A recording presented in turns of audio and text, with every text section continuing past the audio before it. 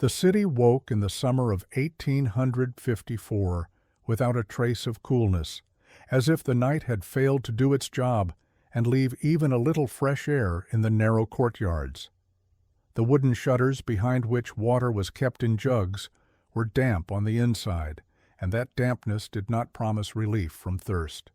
It hinted at an old leak much deeper down in a system no one could see, and so almost no one discussed. In a lane on the edge of Soho, a woman walked toward the pump, her dress faded, her hands roughened by lie, her gait that of someone for whom every step is a meter, counting the expenditure of strength and time. Nothing about her was superfluous, and even the empty buckets seemed too heavy, because their emptiness meant the whole day was uncertain. Her name was Emma. She lived in a room under the roof where she had learned to arrange things so they would not interfere with the one essential work: moving water from the doorway to the stove, from the stove to the tubs, from the tubs back to the doorway. She knew exactly when to set out to be in the first third of the line at the pump. She knew that if the drover from the next street came earlier, others who believed his rumors about better water at the corner would come too. The line would grow longer, the talk would turn to disease and divine punishment, and nerves would begin to spend another invisible currency no one ever refunds. Emma did not argue with those who spoke of the sky and its signs. She simply looked at her hands, at her nails, at the damp patches on her blouse, and understood that her God was the tap on the cast-iron column and the elbow of pipe hidden beneath the paving stones. Two boys with a small cask were already at the column, a woman with a 2-year-old child, and a retired soldier who kept his back straight by habit, as if the cue were drill. The water ran in a thin, uncertain trickle, as if doubting whether it was doing good or preparing someone for an extra day in bed. The yard smelled of wet wood, lime, kitchen smoke, and something sour that did not disappear even after a heavy rain. A neighbor from the next house, the one who always knew the latest rumor, let fall a few phrases that made faces around her grow more serious, but Emma did not chase the meaning. She had trained herself not to unwind the strands of anxiety in other people's words, because her own knots were tighter and closer. Water filled the bucket so slowly that time seemed stuck in the spout, and every little ring of metal that struck the rim marked not volume, but patience. Emma thought about how to allocate today's supply. Some would go to boiling for tea, or her head would start spinning by noon, some to washing, or the client in Fitzrovia would not pay. A little had to be left for washing herself, so she would not smell and would not look as if life had drawn a line across her forehead and denied her a chance to erase it. She knew how much coal remained in the scuttle, knew the prices in nearby shops had risen, because heat draws not only water, but money. She had already made a decision that seemed small, but in fact set the day. Boil part of the water at once, before the stove grew too hot, and leave the rest in jugs covered with cloth to settle. It was a compromise between health and time, and she entered such compromises daily the way people enter a house, almost without noticing the threshold. Back upstairs she set the buckets carefully in the darkest corner, so the sunbeam through the crack in the attic sash would not fall straight on the water. She brought the kettle to a boil, listening to the way water changes its voice, from rustle to murmur, from light agitation to confidence, and catching the moment when it was still early enough to pull it off, but late enough to feel safe. That feeling was brief and deceptive, like a coin you carry off at once to trade for bread and coal.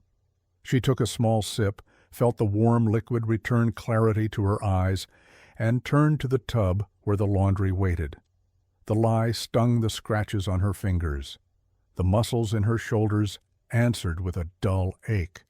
But that ache was understandable and predictable, and predictability is a valuable commodity where everything else feels like a lottery.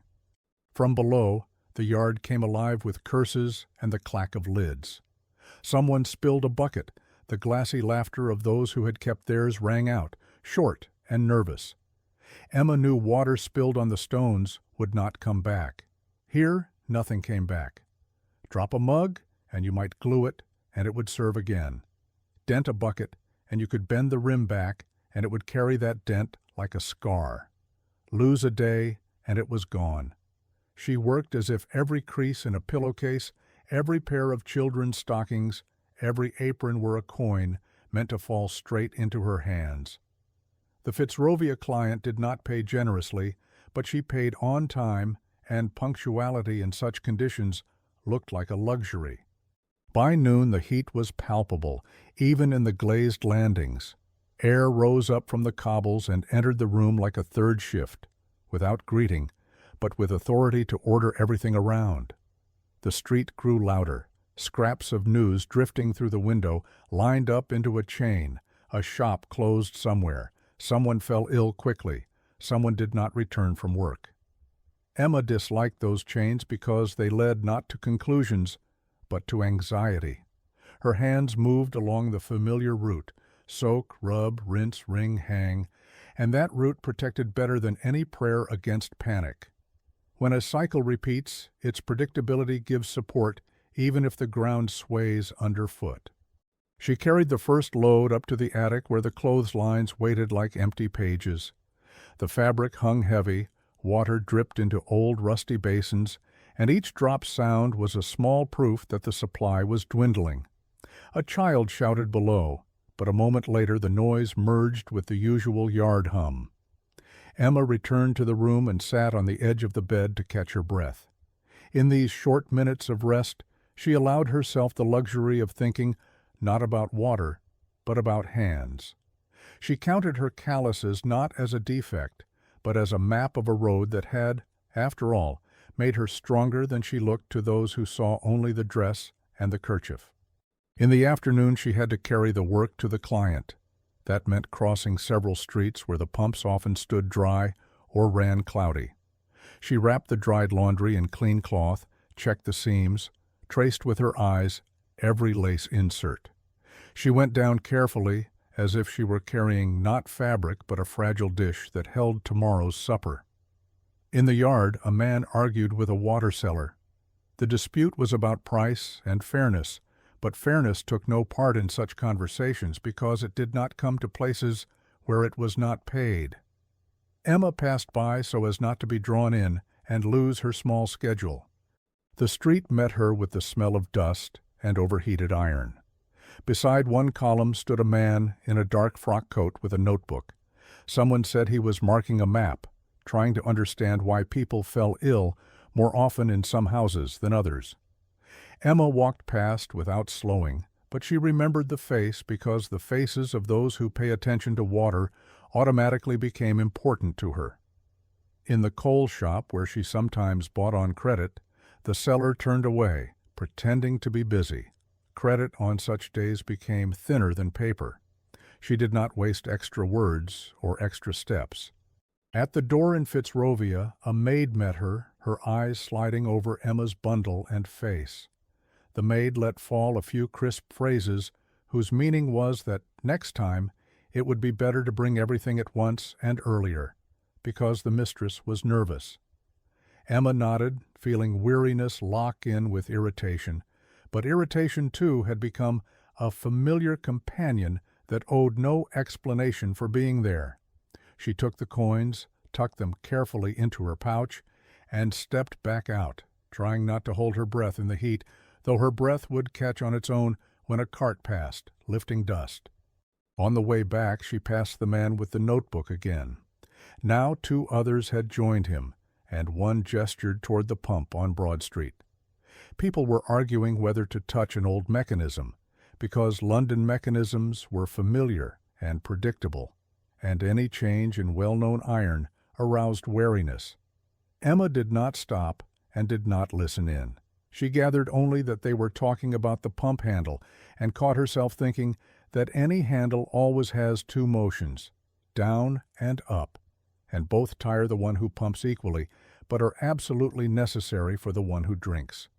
Home met her with the room's silence, which is never complete because something always rustles in an old house, dries out, creeps through a crack in the floor, whispers in the stove.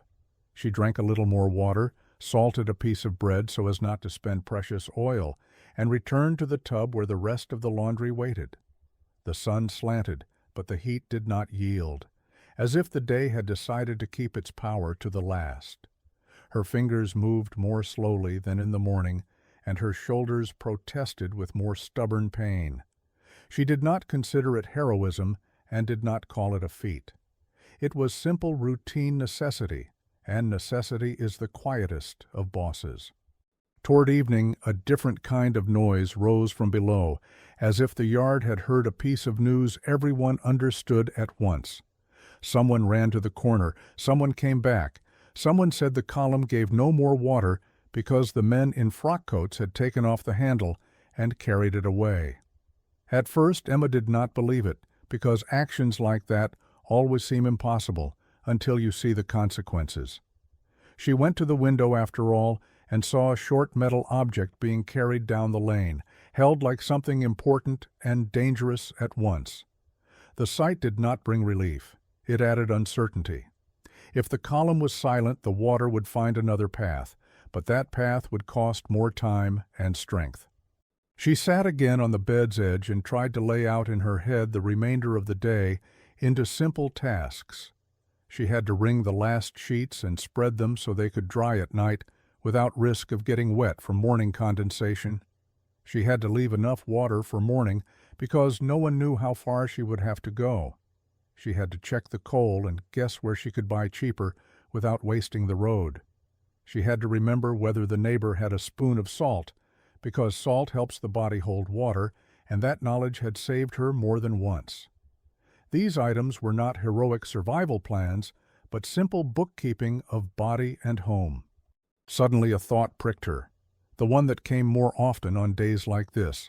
Life would be simpler if water did not require so many decisions, if it came when it was needed and not when the column dispensed it, if it did not carry a lottery ticket with an unpredictable outcome. But she cut the thought at once, like an over-tight rope.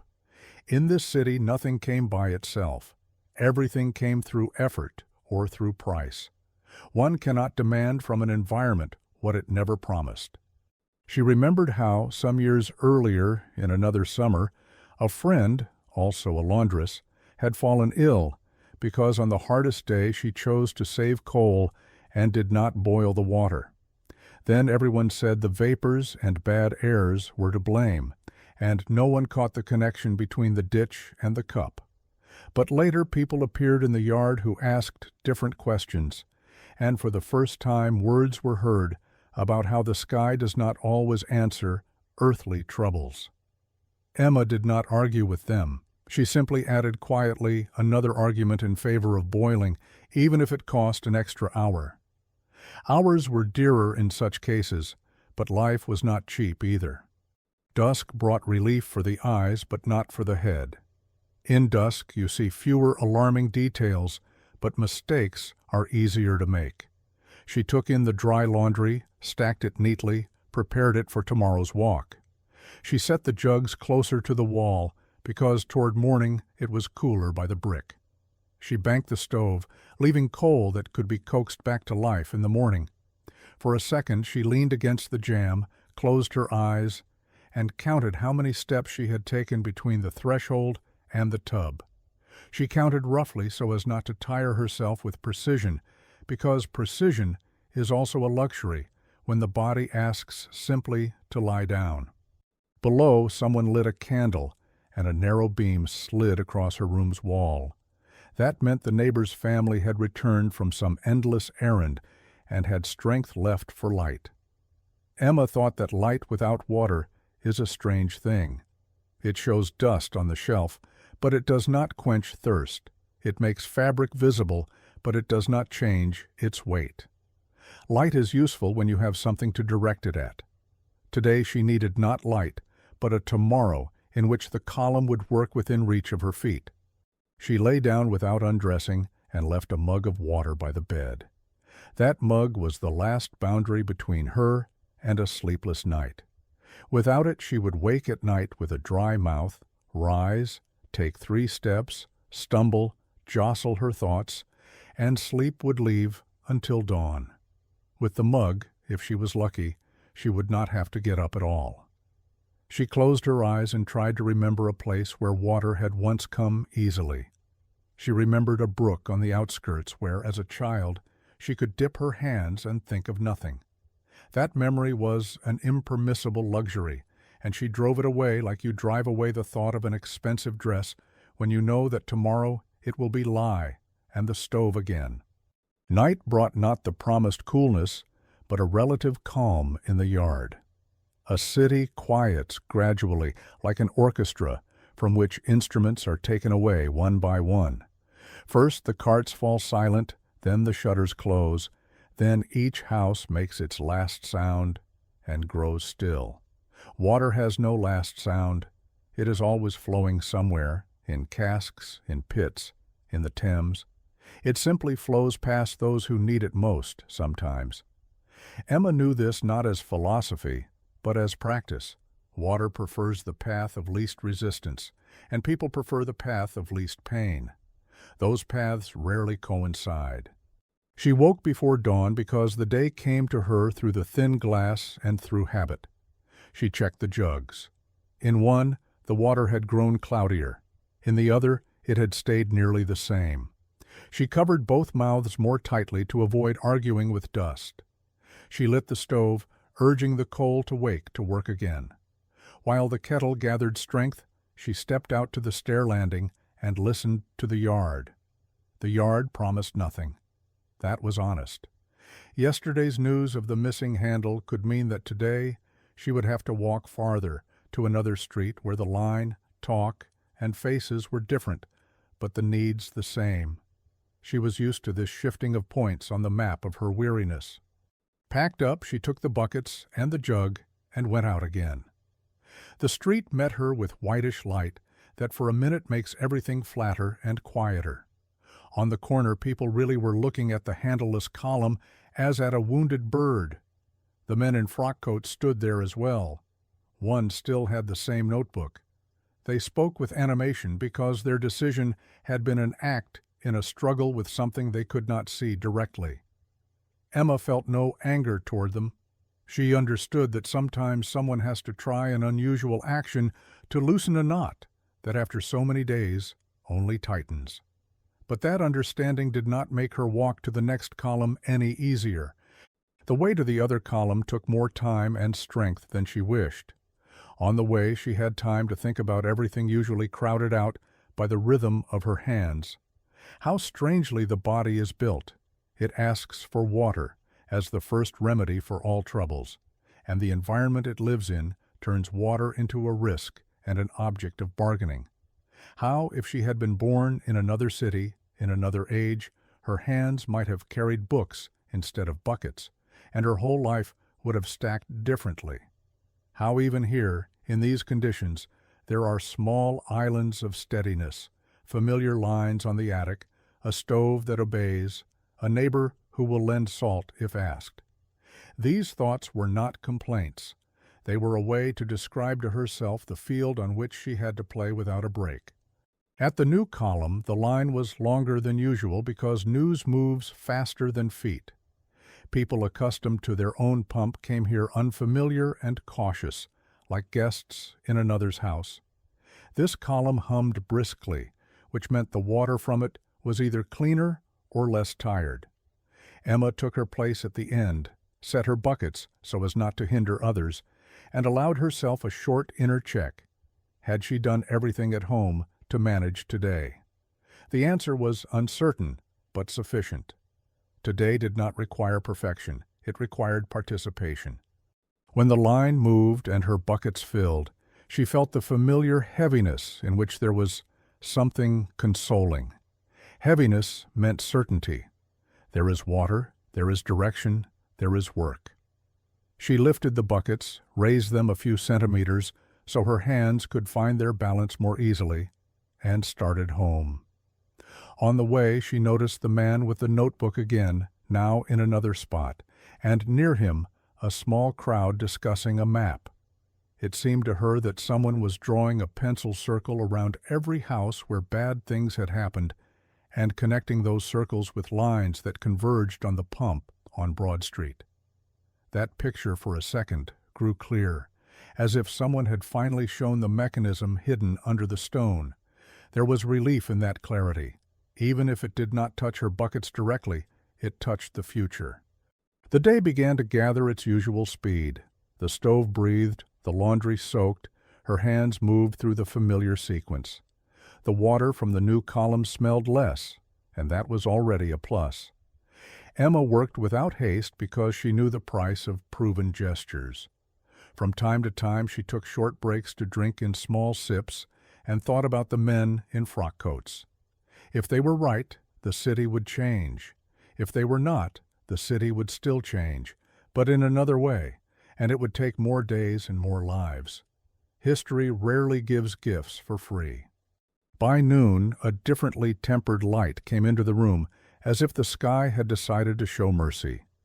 The yard made another kind of noise, less scurrying around pumps, more talk that someone felt better. Emma caught herself noticing that on this day, her hands hurt half a tone less.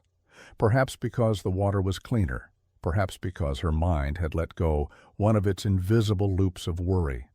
She looked for no explanation. She simply lived in that difference.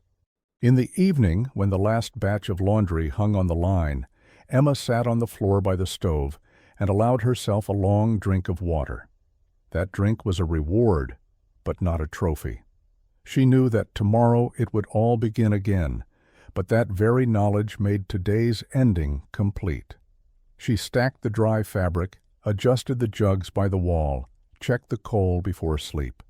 She heard someone below recounting the day's events in which a pump handle had become a symbol and a subject of disputes. She heard how people around her lived in the same reality, each with their own bookkeeping of pain and hope.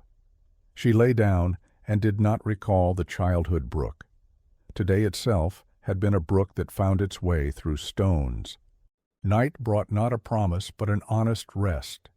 In that rest there were no guarantees, but there was room to breathe. Emma understood that sometimes the only thing separating a person from despair is a mug of water at the bedside, and the knowledge that in the morning she can reach a column that works. That is enough to hold on. That is enough to spend the next day, once again, drawing the excess water out of cloth and returning it to the city as clean laundry, neatly folded, ready for someone's quiet life that may also rest on something just as simple and just as fragile. Morning came without pomp. That was its virtue. Emma rose, checked the jugs again, weighed the empty buckets again, looked again at the stove that patiently waited to be asked to work. Something in the city had shifted, and that shift was invisible to the eye immersed in the everyday, but palpable to those who hold water at arm's length all day. She stepped out of the room and closed the door behind her. It creaked as usual, as if confirming that the world was still in place and ready for another attempt. Outside the air was half a tone cooler, and the column on the next street was already gathering people. Emma took her place in the line and thought that perhaps one day there would be another sound to morning in this city, another rhythm to daily life, and another price for a sip. She made no plans for that day. Her plan was simple and heavy. Bring water, boil part of it, wash while strength lasts, drink in small sips, guard the mug by the bed, make it to evening to stack clean things again. That plan was enough for life to continue. Behind her, some discussed the papers, some their relatives, some the profit of a new shop. Those conversations wove their own designs over a shared field, but the foundation stayed the same. When her turn came, Emma lifted the bucket and felt the heaviness of certainty return to her shoulders. She walked home, and the city opened its familiar route: stones and slippery planks, kitchen and coal smells, morning voices with no spare words. This city was seldom kind, but it was steady in its demands, and steadiness is the material from which endurance is made. Emma returned to the stove and the tub. The day became again a chain of necessary actions. By the end of that chain, she would sit on the floor again and take a long drink of water that would be the reward and the marker that she had made another circuit. She would live in that rhythm as long as hands, feet, and coins held out, and perhaps one day she would notice a new pipe on the street leading into the house, and the jugs would move from the floor to a shelf as a memory. For now, she had her buckets, her stove, her lines, and the walk to the column she knew by heart. That was enough to make the day possible. That was enough not to ask the world for what it was not yet ready to give, and not to take from herself the small store of things already earned and hers by right of her hands. Days stacked without ceremony. The city learned a new path to water, and Emma learned it with everyone else, folding the longer walk into the morning as if it had always been there. The handle did not return to the column on Broad Street. The blank iron plate looked like a healed joint, stiff and unyielding. The men in frock coats came and went, sometimes together, sometimes alone, the notebook always present, the gestures always tracing lines between houses and courtyards.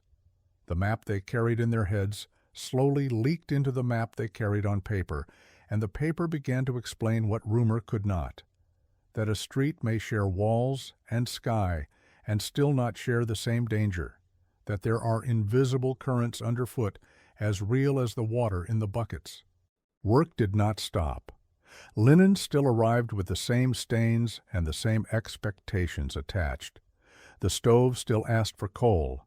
The attic lines still sagged under the weight of wet cloth.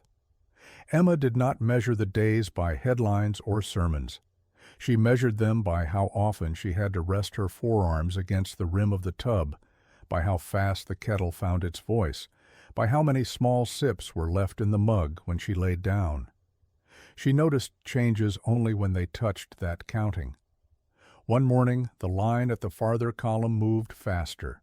One evening, the air in the yard kept its usual sourness, but carried a new space between voices, as if a knot of worry had loosened one turn. In the lane where the shuttered shop had darkened 2 days earlier, a door creaked open and a broom came out to push dust into a corner. The city does not announce relief. It shows it with a broom and a shorter queue. Emma did not trust a single signal. She trusted clusters of them. She kept boiling the same portion of water as before. She kept the lids tight. She kept the mug by the bed. When someone left a pail uncovered on the stairs, she moved it without comment and wiped the wet plank with a rag. She spent one of the smaller coins on a new cloth for the jug mouths and cut it twice to double its usefulness. She convinced herself that every small improvement had to pay for itself by nightfall. The cloth paid. The mug paid. The habit of counting steps between stove and lines paid. These economies did not change her station, but they raised the floor under her feet, and a raised floor means fewer falls.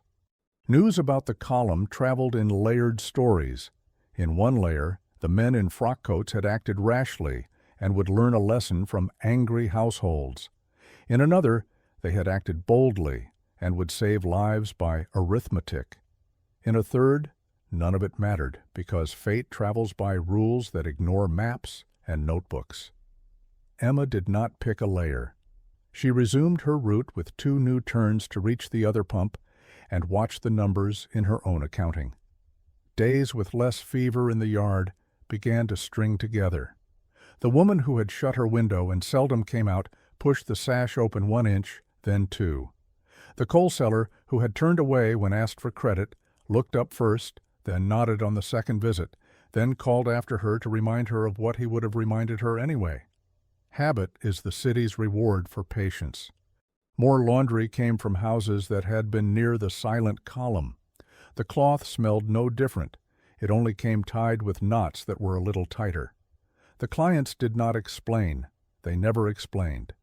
Explanations were a luxury like light, useful when present, but not part of the contract. Emma took the bundles, lifted them in both hands, and accepted the new weight as proof that some fear had receded enough for people to resume ordinary demands. Clean sleeves matter even when belief is shaken, perhaps especially then. On a late afternoon when heat pressed but did not bully, she had to deliver to Fitzrovia again. The streets felt rearranged by small decisions taken in meetings she would never see. A cart at the corner now carried barrels toward a different set of courtyards. A man with a wooden yoke across his shoulders passed her, moving the other way, the two pails swinging like careful arguments. Near the closed column, children were playing a game that involved hopping over chalk lines. The chalk ring circled the pump base as if it had always been a place to be marked and moved around. Emma registered it as one more signal that the city had found a way to talk about the handle without needing to speak.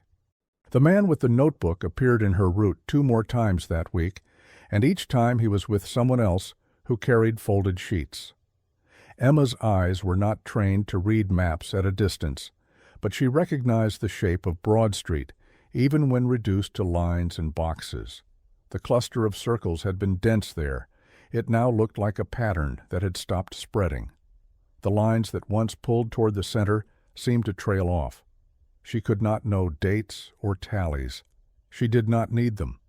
The map that mattered to her was the one in which the farther column remained steady, and her strength reached it and came back with enough left to work.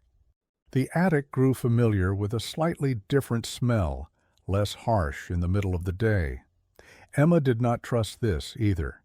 She checked the tubs for any sign that the water was turning faster than before. She stood by the window for a minute longer than she once would, looking down on the yard the way one watches a sleeping child, not to stare at a face, but to be sure the chest keeps rising. The city's chest rose. Some days it seemed shallow, some days it rose deep. But it rose and she lifted with it. That was enough. She made one change that cost more than any cloth. She swapped one of her buckets. A cooper on a side street had repaired a dented rim and lined a seam with pitch. The price was not friendly. She paid it anyway and walked home with a bucket that did not spill when she crossed a rut. The first morning it saved 1 cup of water just by holding its shape. That cup made the afternoon easier by a small but measurable margin. The day ended with 1 extra swallow in the mug. She decided the bucket had already begun to amortize itself. Accounting for small salvations is not romance, it is a method. As the tally of quiet days lengthened, Emma noticed that some of the conversations in the yard shifted from illness to winter fuel. The city never leaves a space empty.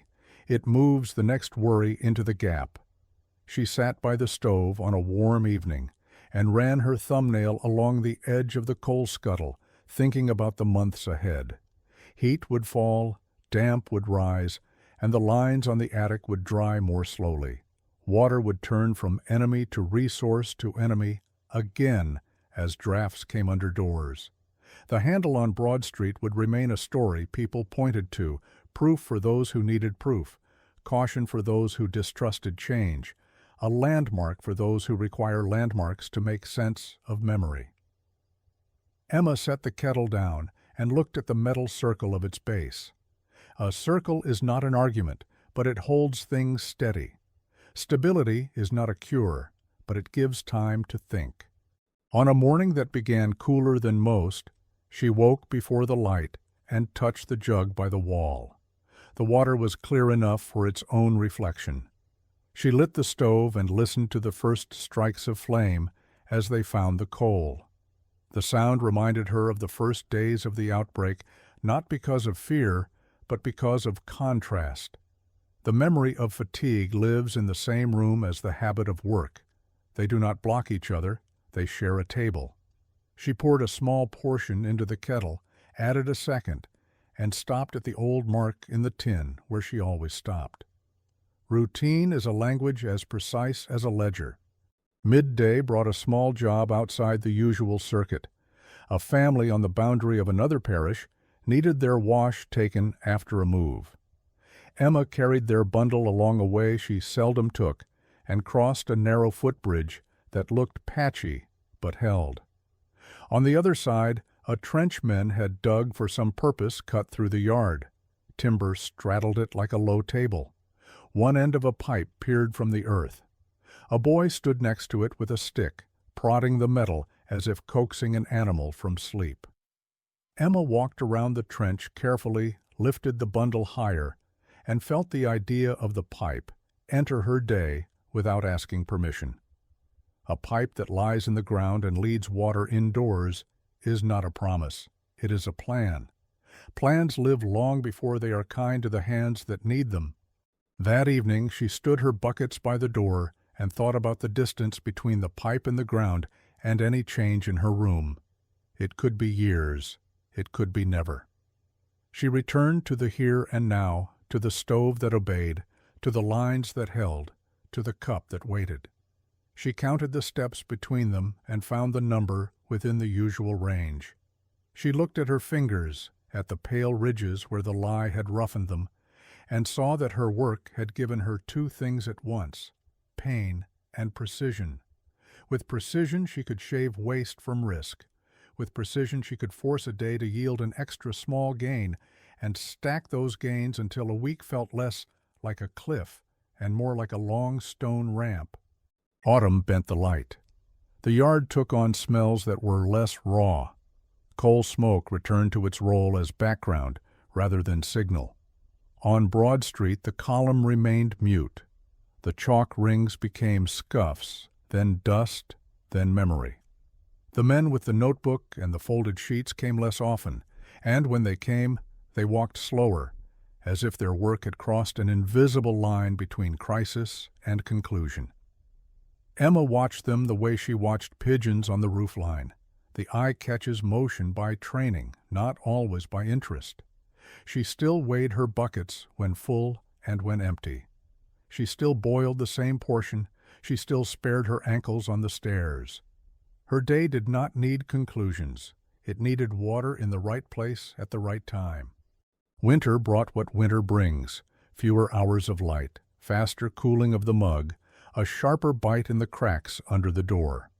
It also brought a small favor. The farther column, strained by months of extra hands, began to creak and cough. Yet men arrived with tools not only when it failed, but before it failed. Preventing is a different verb from fixing. Emma did not use the word. She recorded the result. The line did not collapse. The kettle did not go silent in the middle of a boil. The afternoon did not shift from work to waiting. These are negative shapes that leave strong marks in memory. Absence of breakdown feels like a gift when breakdown has been a routine. Once, walking home at the blue edge of evening, Emma stopped at the corner where the silent column stood and looked straight at it, not at the blank space where the handle had been, but at the bolts and the seam and the plate. She let herself tally what it had changed: her route by 2 turns, her morning by several minutes, her trust in boiling by another notch, her sense that the city could, under pressure, choose an action without first asking permission from fear. She did not thank the column. Iron does not listen. She did not salute the men in frock coats. She did not assemble this into a story. She allowed herself one steady breath and carried on. Years would carry other matters through the city.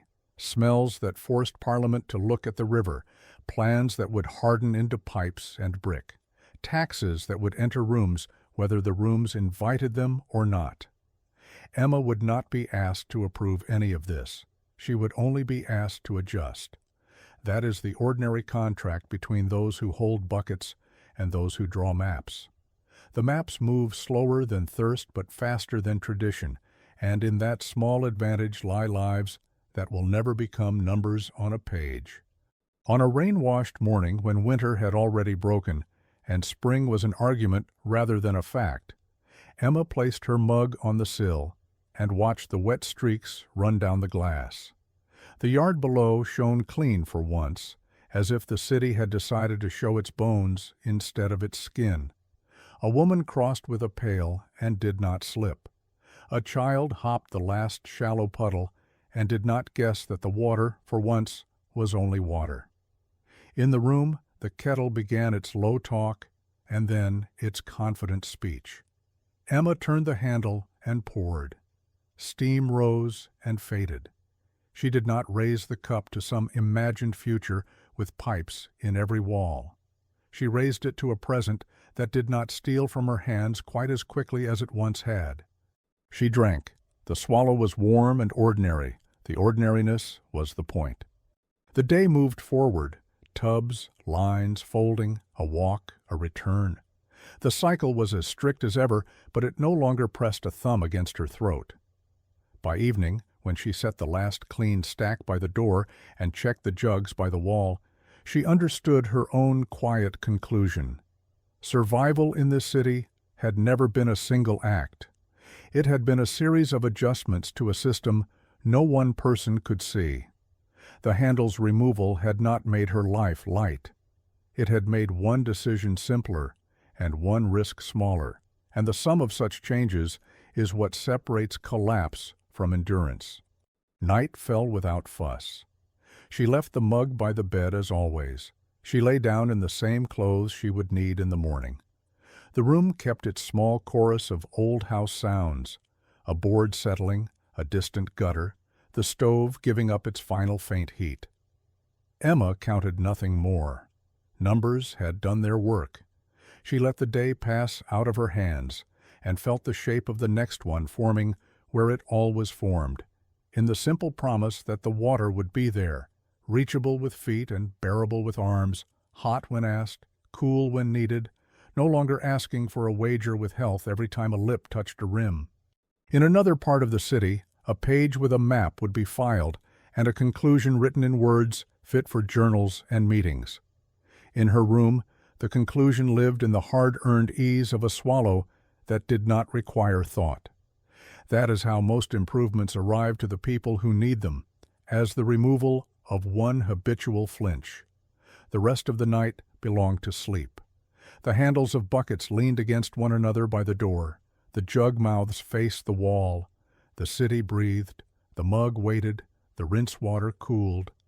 The next day would come, strict and heavy, but it would be possible, and the difference between possible and impossible is a thin line that runs, like a pipe, under the floorboards and out to the street, where even a removed handle can mark the place where someone, once, decided to change a rule so that ordinary hands could go on doing ordinary work a little longer and with a little less fear.